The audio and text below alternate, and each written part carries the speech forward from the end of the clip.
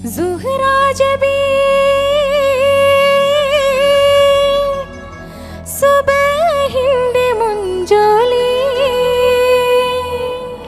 ചുണയുള്ളൊരാള് വിരുന്നു വന്ന്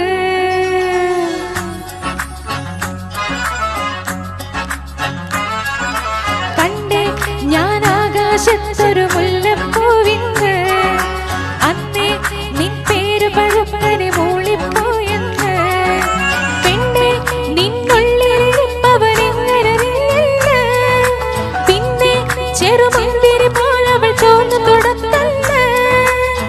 കിനാവിന്റെ കാതാരിപ്പോ എരിഞ്ഞേറണ് കണ്ടേ ഞാൻ ആകാശത്തൊരു മുല്ലപ്പൂവിന്ന് അന്നേ നിൻ പേര് പഴുപ്പനെ മൂളിപ്പോയെന്ന്